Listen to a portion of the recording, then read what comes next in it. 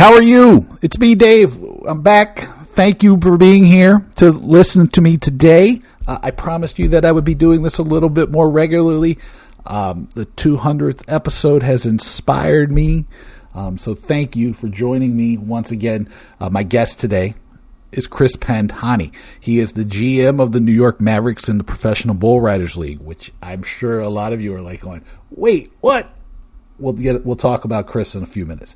But first, how are you? What's new with you? A lot of you who are listening probably are signed up for one of my newsletters, either the Business of Value or Talking Tickets. And you have started probably getting emails from me that say, what's up? Thanks for reading. Those are actually from me. And I'm doing that because it's a part of an ongoing way of making sure that I stay in touch with you to find out what you need to know, what you want to know, what's valuable to you, and what you could you find useful now. I have been sending people personal notes just to find out what's up, so I can make the Talking Tickets newsletter, the Business of Value, the Business of Fun, valuable for people. A couple things that have been consistently showing up have been groups, pricing decisions in the secondary market. If you have not received an email from me yet, you don't have to wait. You can just send me a note at dave@davewakeman.com. Let me know if you'd like me to have a conversation with someone. Maybe you have a suggestion of somebody I haven't talked to or haven't talked to recently that you want to hear from. Any topics or concepts or ideas that you think would be valuable to people or mainly to you. I don't give a shit about anybody else. I'm caring about you. And you can just say what's up. I mean, I always like to get the what's up notes. Those are great. So don't be a stranger. Go ahead and beat me to the punch and say hello to me. Before we get to Chris, though, I want to make 3 announcements. 3 simple ones. The first one is Fans for Life, Creating and Keeping Today's Fans, is the workshop I spent the most time delivering before COVID. I put it on pause for a while, obviously, because we never knew when things were going to get normal again for a while, and then I needed to recreate it. So I finally recreated it, and I'm going to put it on for the first time in person on September 4th, 2024 in New York City. I have recreated this thing to focus on what you need to know now. We are going to talk about things like the lifetime fan value and how you can engage your fans for a long-term relationship. So we'll talk about the fan life cycle. We're going to talk about creating word of mouth, ambassadors and marketers that help you drive people to your events and to your teams. We're going to talk about how to balance the tension between the fan acquisition and the retention. We're going to talk about where you can steal ideas. I call it lovingly steal ideas from people all over the world. Stunts, PR propaganda, brand codes, revenue versus butts and seats, and how to have that conversation internally. We'll talk about touch points, discounts, strategy, branding, all of this stuff. It's one day. It's in New York on September 4th, 2024. It was great every time we've done it in person. This new improved one is going to be even better. And because it's in person, there's going to be a lot of networking. There's going to be a lot of chance to get to know people who are in the arts and sports, all over the place. It is a wonderful, wonderful event. I have tried to price it in a way that you can definitely take part in it. If you want me to call your boss and get them to help you pay for it, let me know. If you need me to call it and make the sales job, I'll do it. It's September 4th, New York City. I will put a link in the show notes and in the next editions of the newsletter, so I hope to see you there. I may have also mentioned before that I am going to be in London at the end of June, and I'm looking to do a happy hour on the 2nd of July. Just a reason for everybody to get together, have a pint or two, hang out and talk. I'm going to have more details on that shortly, but just make a note in your calendar that the 2nd of July, we'll probably have a few pints in London. Make sure, if you haven't, which I don't know how you'd be listening to this podcast and not, but who knows? The audience continues to grow. People find me. You have found me somehow. Go to my website, davewakeman.com. There's newsletters. There's a blog. There's a store. There's tons and tons of stuff there. It's great, if I do say so myself. But that's enough about me and my promotional skills. Let's talk about Chris Pantani. Chris is the GM of the New York Mavericks in the Professional Bull Riders League. He spent 20 years with Goodyear on partnerships and events, and this new role is exciting because the Professional Bull Riders has always been like a single sport, but now they have created this team competition, and they have a team in New York. So a soft spot for me because I am a self-described still New Yorker, even though I live in D.C. In this conversation, we talk about some of the lessons that Chris has taken from his time with Goodyear and now applies to the Professional Bull Riders and the New York Mavericks. We talk about why this is an exciting time for professional bull riding in America, and we talk about some of the work that went into creating the brand of the Mavericks. We talk about what the racing circuit looks like. We talk about this really cool history of bull riding in New York City. We talk about some of the partners that they've developed. We talk about Yellowstone brand activations.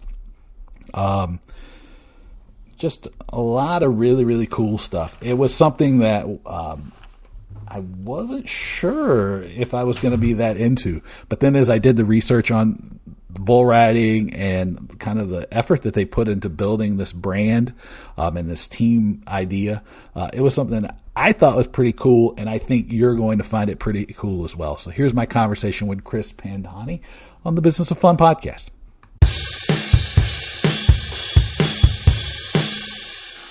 Okay, so I would like to welcome, and if I butcher your last name, Chris, you'd let me know, Pantani to the Business Fun podcast. Yep, Pantani's fine. Pantani. Okay, see, I can edit that, or I can fix that. So Chris Pantani to the Business of Fun podcast. Chris, thank you so much for being here. You are the GM of the New York Mavericks, which is amazing because it is professional bull riding in New York City. There's professional bull riding teams in New York City. Tell me about this. We're the first team. The bull riding has been around New York City for over 17 years. Actually, longer than that when you look at the state. Bull riding in the state's been since the 1940s. They've had different rodeos, so bull riding is part of a component of rodeo, has always had a long history within the state of New York. However, the professional bull riders, which is a subsegment of that rodeo culture, has been in New York City for 17 years, and typically we compete in January at Madison Square Garden. This, as a team aspect, is the first time we're coming in with a complete team of riders. I looked it up too. There's, I think, was there 6 or so riders that are on your team? So the events, you move from location to location, and it's only in New York once. So the thing that was kind of sticking with me was like, you're the New York Mavericks. How does that work? Because if you only have one event, how does that building the fan base work? Sure. So what happens is that the series itself is 13 events when you figure in the finals. So let's say the regular season is 12 separate events. There's now 10 different teams within the league, each one comprised to a city. So when you start looking at the schedule of riders and putting items together, it is a 12-week program that has to go through 10 cities, 2 alternate cities or neutral sites, and then a world championship in Las Vegas. So when you start factoring in the actual rodeo season and where PBR does play, having one home event is at the moment is kind of only we're allowed to have, but in the future there's discussions to expand that out to have multiple events. I don't want to say games, I want to say events, because each event has multiple games built into that event. So we're going to be riding multiple days at that one event. Okay, so it's kind of a national thing, and then from a selling tickets, because one of the things I want to ask you about is the value to your partners and your sponsors, because I know your background is in sponsorships and partnerships and all these things. And with one event, it kind of it makes it easy to sell inventory, at least for the home match, but it also makes it interesting because it's a national thing. So let me get, how do I want to ask this? How would I do this in a way that doesn't make me sound like a moron? Which actually, that's totally never the problem. I always do that. How does that work? Like, are you approaching the thing from is it the New York Mavericks going to be a national brand?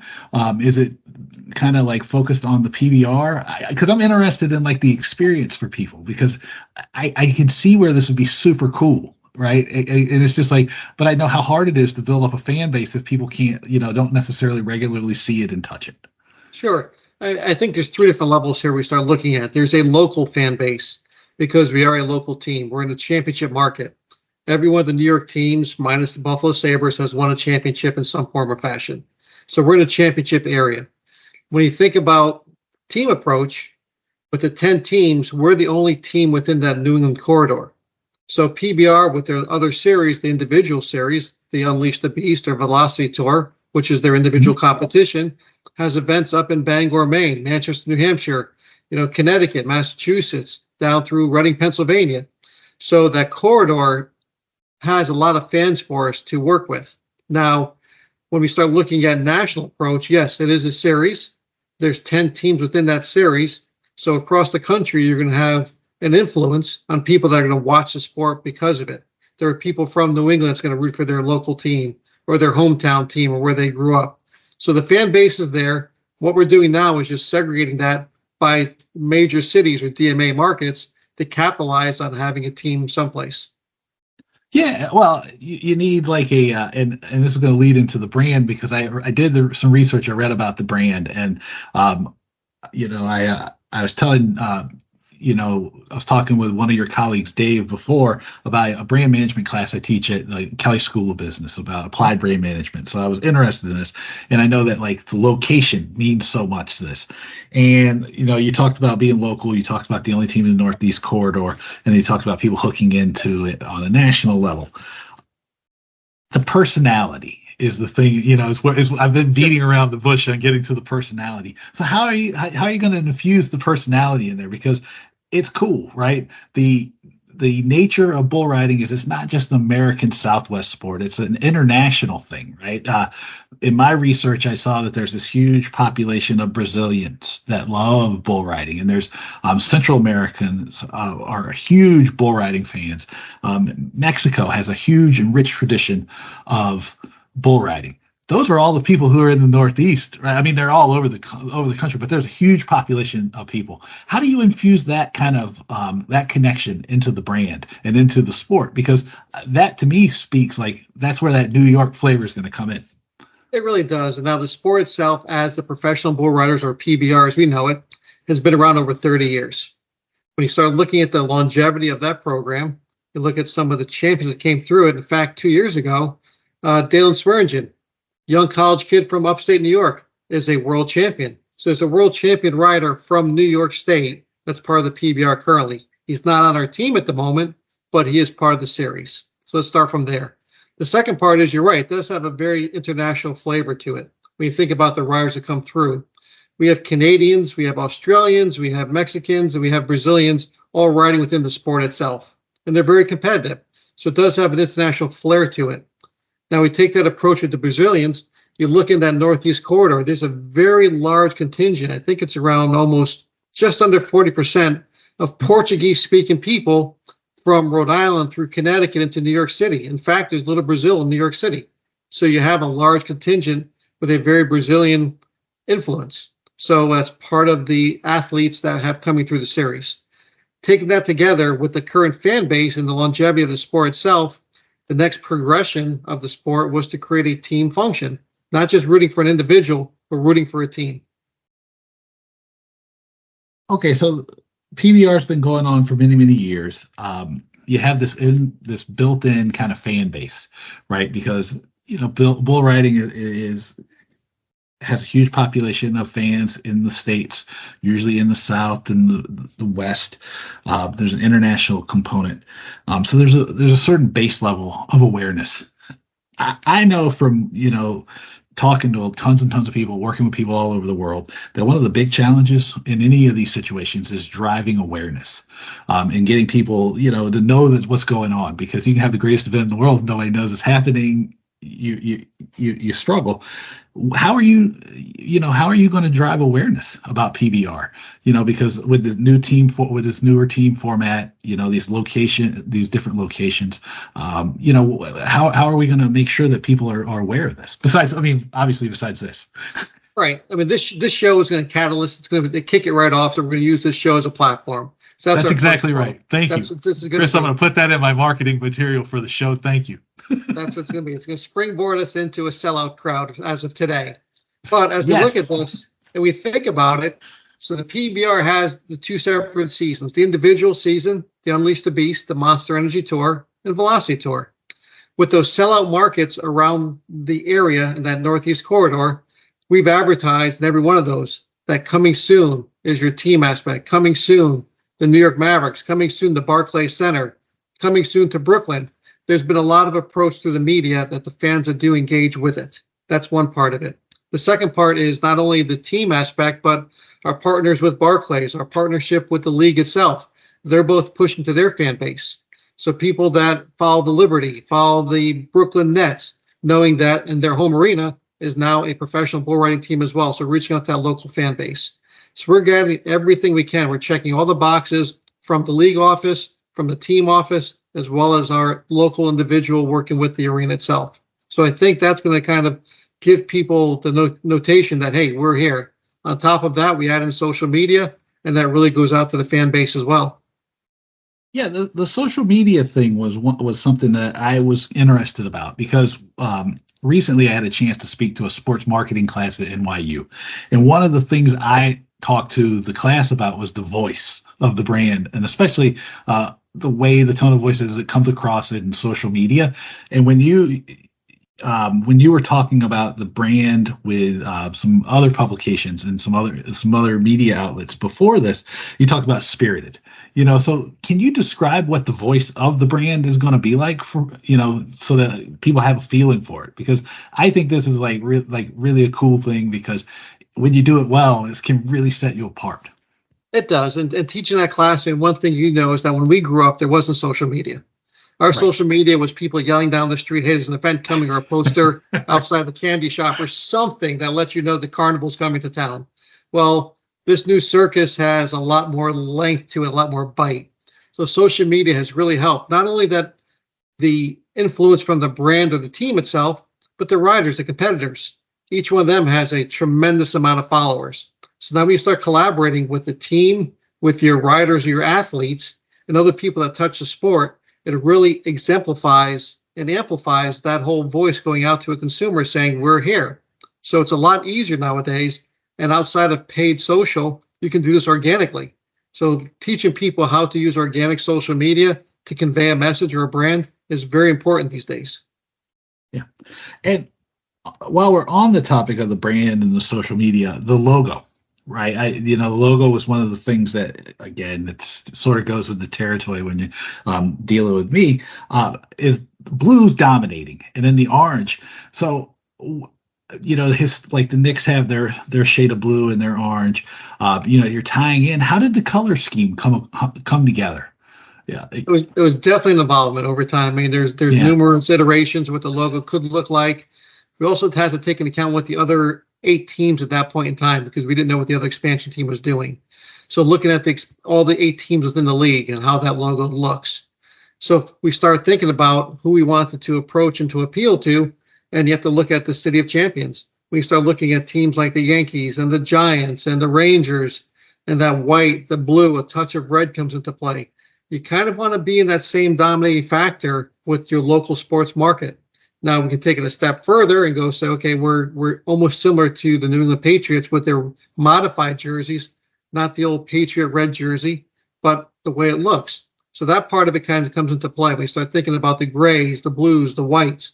You also want a brand or logo that has essentially 3 different colors to it. And if you want to go to a 4th color, you have to make sure white is one of them within the logo itself to stand out. Simplicity is key, because these aren't always on 30-foot jumbotrons. I have to scale this down to 2.7 inches to embroider on a uniform. So we look at that part of it, that badge aspect. When you think of badges, you think of New York City, you think of NYPD, NY Fire Department. You look at all that. It has that badge of honor, and it really stands out amongst the sport. Yeah.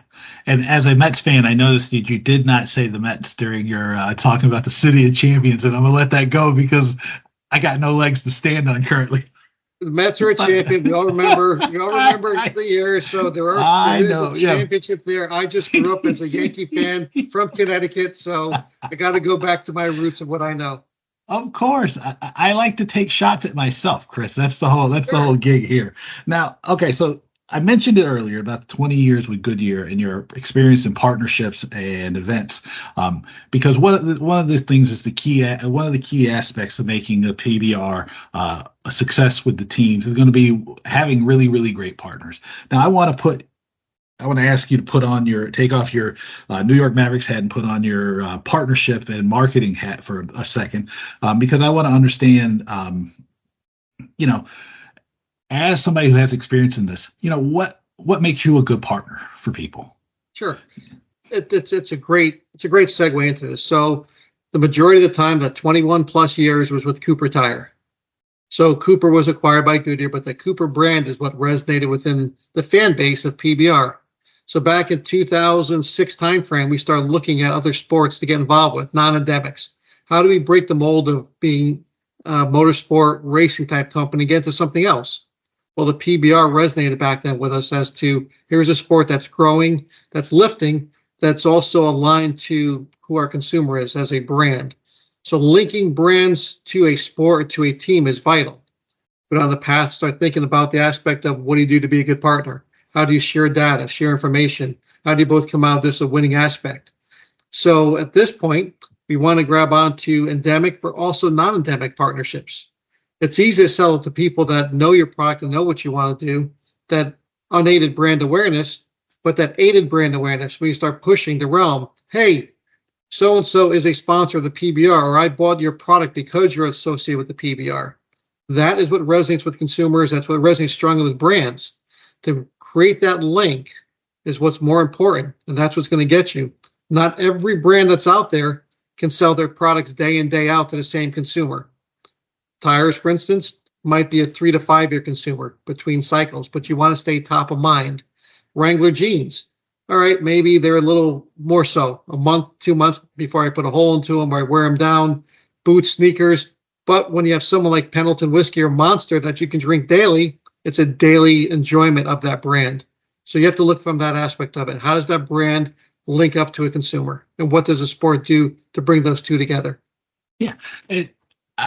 If I can, I am interested about this part, the way you talked about the segmentation of the market and looking at things and the aided and unaided brand awareness. Yes. Because about the same time that you were starting with Cooper Tires, I was partnering with Yellowtail, and we went and looked at it was the most beautiful market research I've still ever seen. I teach it in my class because it was so perfect. What is when you're targeting people or when you're talking about what kind of market segmentation are you looking at? How do you describe your market to people? How do they look? From the brand side, you have to know your core audience. You have to know who's your true consumer, who you're going after. That's part of that purchasing funnel. But as you know, as that funnel goes wider up on top, you want to reach out to get more.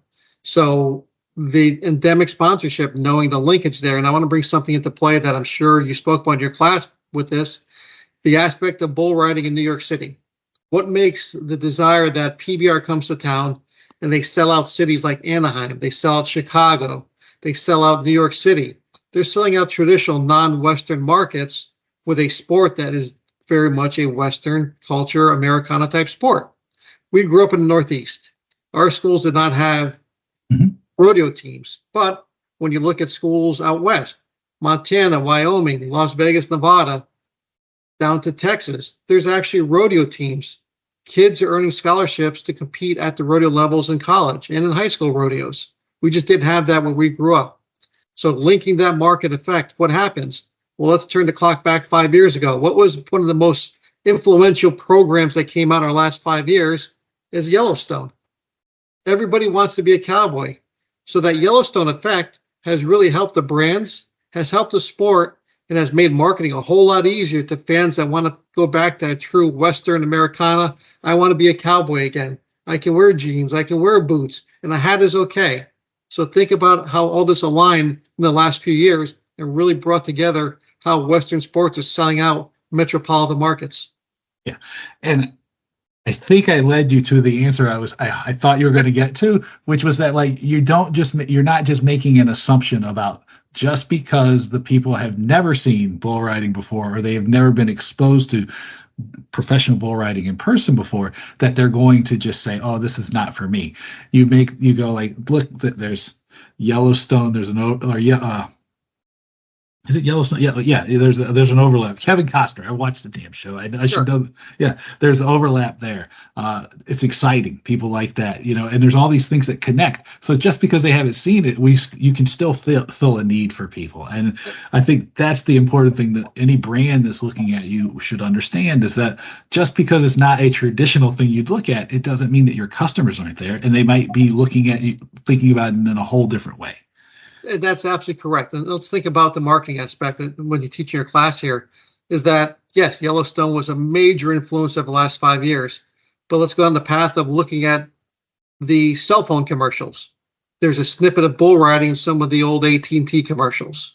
When you look at some of the whiskey commercials, Pendleton, Letter Buck, there's bull riding associated there. Some of the movies on the big screen. Nicholas Sparks wrote a book, The Longest Ride, came into a movie. Cable TV channels. There's a cowboy channel.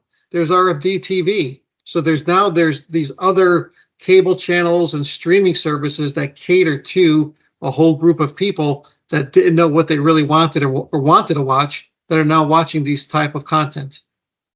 Yeah, I like it. And one of the things that appealed talking to you was the fact that, like, if you are smart about it, and I looked at your background and I was like, what you realize that, like, I can reach people in different ways. And really one of the smart things is if I look at different ways to reach a different audience, then I'm going to get either a different or better reaction. I might even, and which is leading into my last question, I think, for you is you can get a different experience for people. And so I know that, like, this is like a really unique offering you have. So when you're thinking about brands and you're thinking about partners and you're thinking about all these things that go into this and kind of creating these, and I'll use a technical marketing term and then we'll get out of there for a second, touch points, right? And the fact that, like, the little stuff matters a lot more and the stuff goes further in each direction than we ever imagined. What are activations? Like, what kind of cool things can you do as a PBR event and a PBR team event for partners, that, like, will give the fans a unique experience while also giving your brand partners a really unique connection to your audience? So let's break it down first as to PBR teams itself. What is the teams? So when you start thinking about it, as we discussed earlier, the individual competition back to rodeo, where athletes competed against themselves. One versus another athlete type aspect for a score. With PBR teams, you don't have to know a lot about the sport. So it becomes more of an entertainment value. You can bring a family to it because we can sit there, we can enjoy the crowd, we can enjoy the music, we can have a beverage and look up. And I can see that the New York Mavericks have a score of 160 and the Kansas City Outlaws have a score of 85. So I know that New York is winning. It doesn't take a lot to educate the fan as to when one team scores more, that team is winning. So that takes the fun part on it.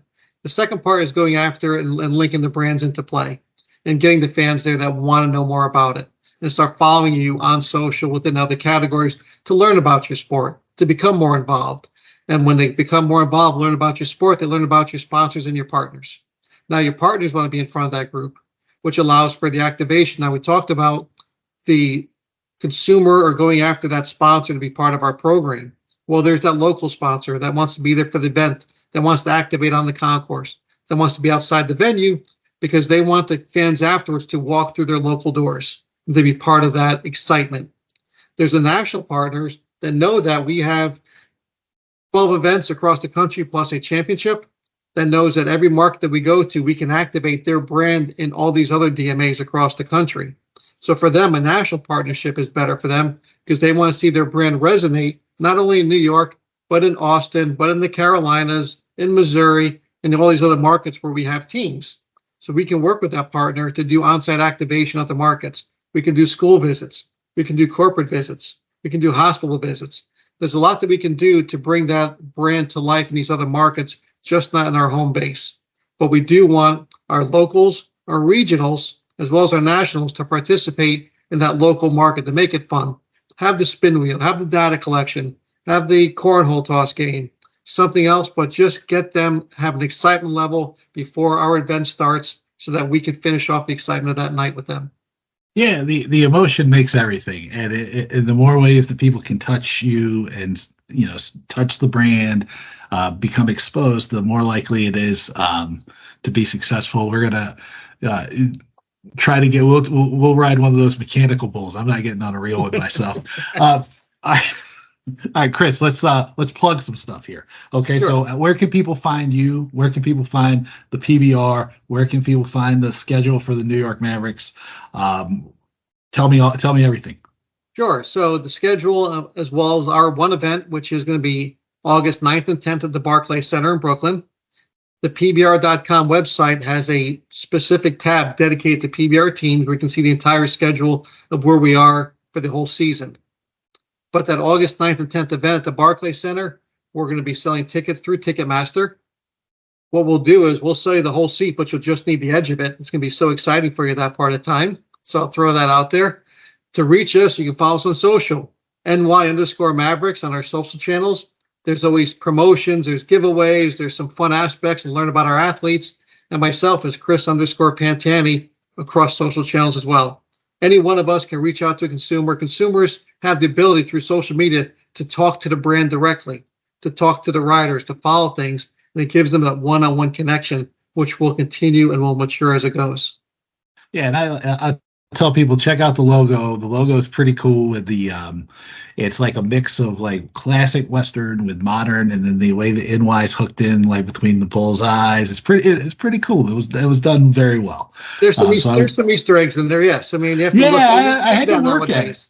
I mean, I had to work at it. You don't watch a movie through all the credits. You don't know what's coming. Same thing there. You have to watch our show right to the end to really know what's going to happen next.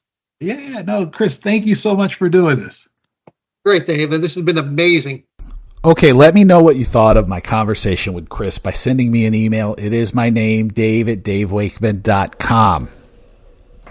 Again, check your mailbox because I have probably sent you an email that came actually from me that says, "What's up? Thank you for reading," or something, some variation of that. So it makes it stand out from compared to the newsletters. I want you to know I'm coming right to you.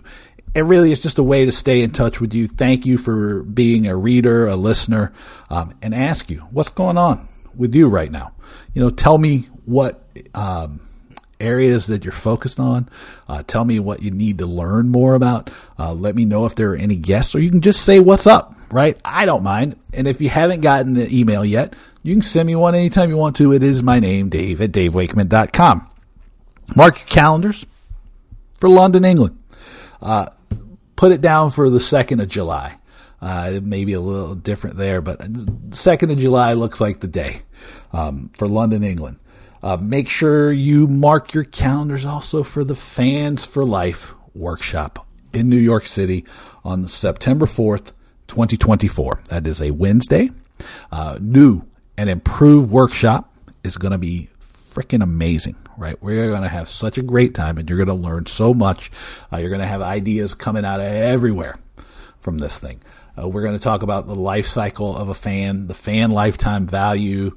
We're going to talk about how to lovingly steal ideas from businesses all over the world, stunts and PR, propaganda, revenue versus butts and seats, touch points, brand codes, discounts are for dummies, strategy before tactics, attendance, fun, revenue, emotions, as much as we can pack into a day together, we are going to, and it's going to be with people from all over the world of tickets.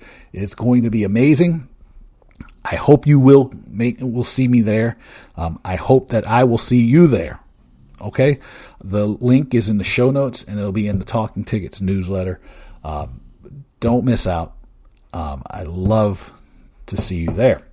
And then finally, check out the DaveWakeman.com website, blog, newsletters, store, things I'm up to. It's great, even if I say so myself, which I do, right? There's no music if you don't toot your own horn. Am I right? As I tell you every time, thank you for listening. Make sure that you've gotten this far. So I know that you find this helpful and interesting. Make sure you share this with people.